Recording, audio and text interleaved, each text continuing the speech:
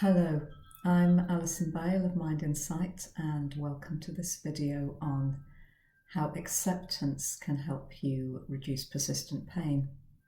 I'm a mindfulness practitioner and I've worked with people in chronic pain, persistent pain for more than 20 years.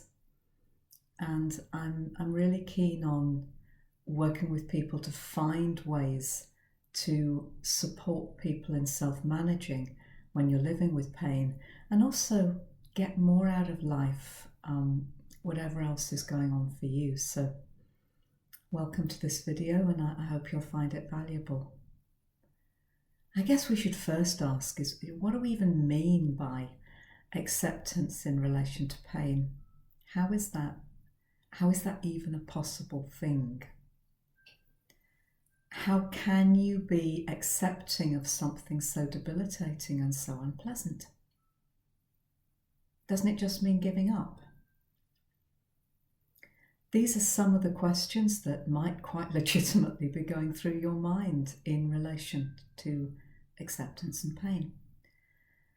So I'm going to share a bit more information here about what acceptance is in relation to pain, and share some of the ways you can get started bringing it into your own life.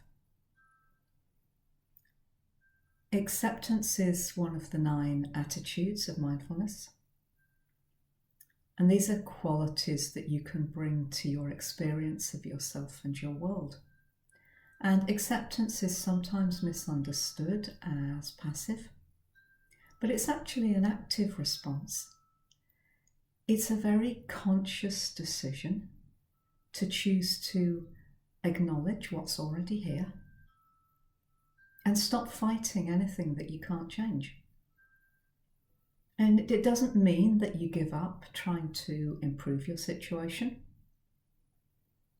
And it doesn't mean you stop trying to reduce your pain.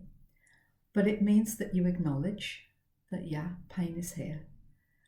And you devote your attention to, so what's the next step that I can take today to go in the direction I want to go? An example of acceptance is modelled in the metaphor of the Buddhist story of 2 arrows. And in this metaphor, pain, the physical sensation of pain, is seen as the first arrow.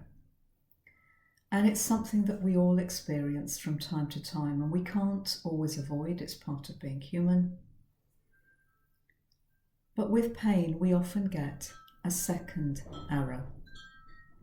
And this second arrow is our thoughts, our feelings, our expectations, our beliefs, our reactions. And there's plenty of research that actually shows that our expectations and emotions around pain can change our perception of it. And this can drive pain either up or down, depending on situation, depending on context. When you resist a sensation you don't like, maybe with thoughts such as, why me? Or what did I do wrong this time? You're unconsciously setting up tension that can delay healing and can increase discomfort. When we accept what is, we can act to mitigate that second arrow, because our thoughts and our expectations are under our control.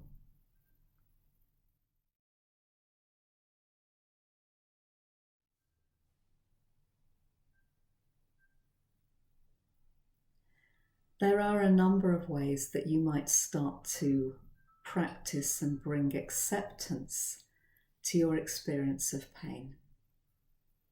First things first, let's just acknowledge that all pain is real. Even when you haven't been able to get a definitive diagnosis, sometimes that's the case. Up to 90% of back pain is thought to be non-specific which means there isn't always a clearly identifiable disease or pathology. And that's just what it is. And when you can just accept that that's what it is and just say, pain is here. And it's always real.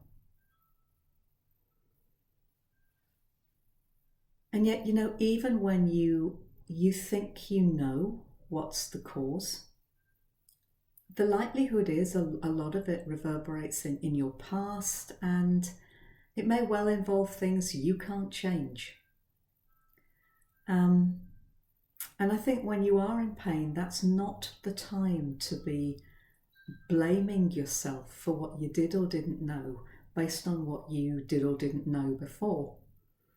And, the past is the past and we can't change it. We work forward from where we are.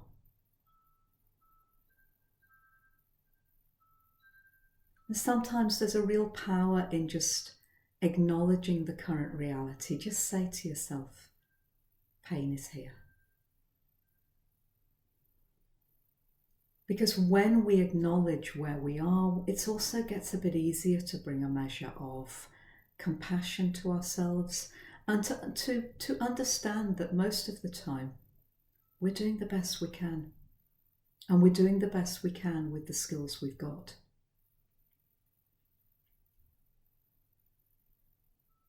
Another important part of acceptance is understanding that two people rarely have the same experience, and what that also means is that the solutions that work for somebody else might not necessarily work as well for you, and that's okay.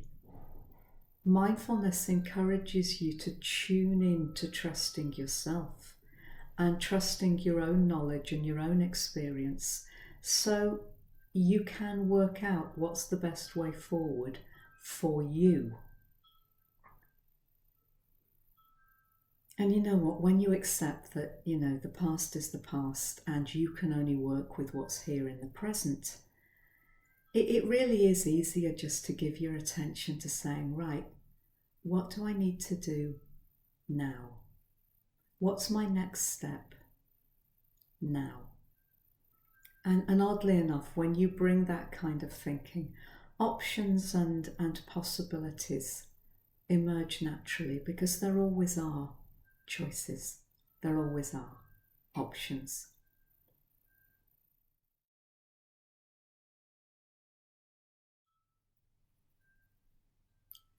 Starting where you are and just starting with small, achievable goals.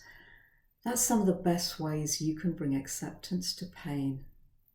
You might be thinking, or you might have been told, that you've got to wait for your pain to stop before you can make changes to start your recovery. Well, counterintuitively, the reverse is often the case. If you start making changes in spite of the pain, you start to find a reduction in symptoms follows. And here are five different ways of approaching the situation.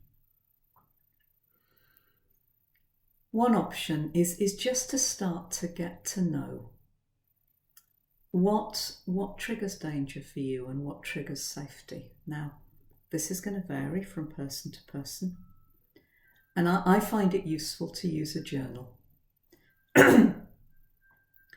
Just reflect on when you notice your pain getting worse, what's happening for you?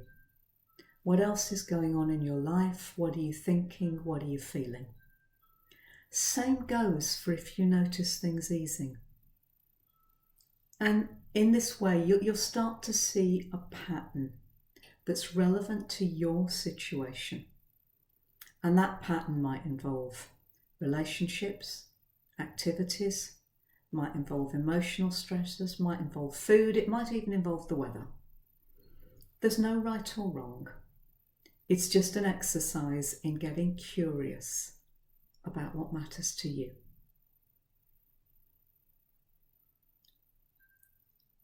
Option 2 is to identify a movement or a physical activity that you enjoy, that you have time for, that fits into your day and that makes sense to you.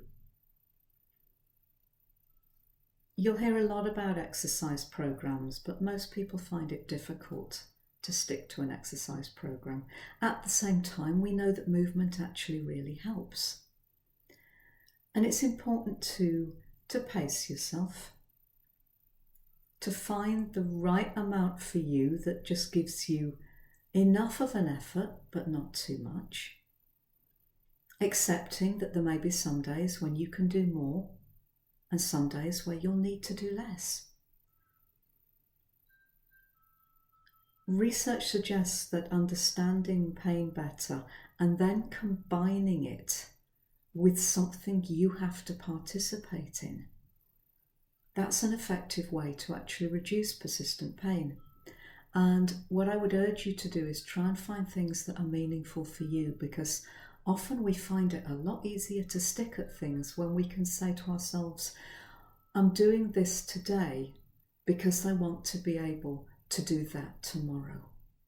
So find things that are meaningful for you and easy for you to incorporate into your everyday.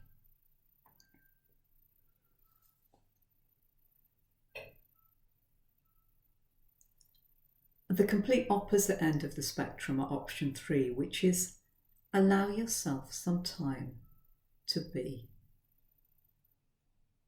to sit, to do nothing, to breathe. You'll find on my website there's a short practice called the Compassionate Self. It's in the gifts section. And it's just an opportunity for you to take a few moments for yourself, and it encourages you to reduce tension, reduce striving, and just see if you can bring a little kindness and self-compassion to your experience.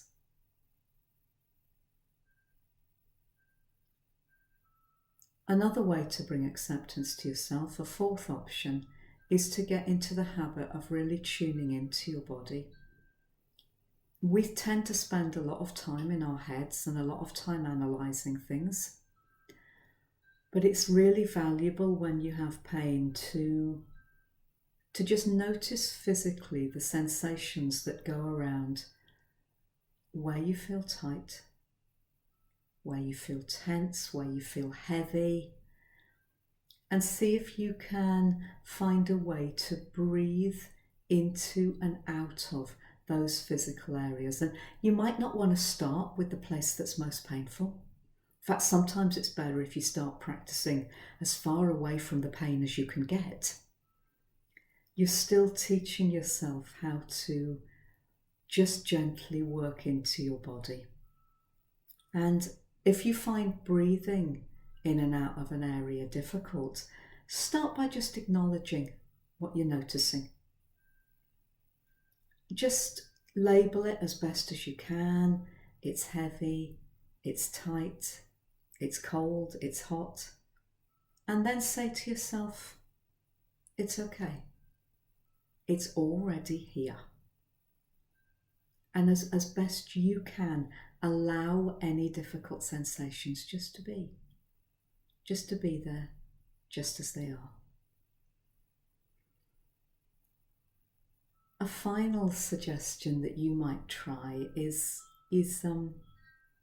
getting curious about what you're experiencing in a fun way. Now, there are various ways to do this, but one option is to start to look at your body and your pain, perhaps in a way you never have before. Ask yourself a few questions. What colours my pain? Is it still or is it moving? Is it hot? Is it cold? Is it deep? Is it superficial? Is it open or is it closed? Don't worry if you don't find it all that easy. Just sit and allow what comes up, and then maybe make some notes and see if you can let the answers come to you. And accept that whatever you notice is what you notice. And then you might want to just take what you've noticed and have a go at changing it. So if you really identify with a particular colour, what happens if you change the colour? If it's still, what happens if you move it? What happens if you change the depth? If it's moving, what happens if you change the way it's moving? Let your imagination run riot and just see what a difference it makes. These are just some suggestions that you can try working with, and they are only suggestions. There's no should or must, and there's no right or wrong. When it comes to working with pain, there's rarely one size fits all. And honestly, there aren't really quick fixes either. Sorry, but not happening. And accepting where you are and working with the legitimacy of your experience can go a long way to helping you find the right solutions for you. I hope you've enjoyed this video. I hope you find it valuable. And there's lots more written articles on my website, and you can follow me on social media, and there's details at the end of the video. Thank you very much.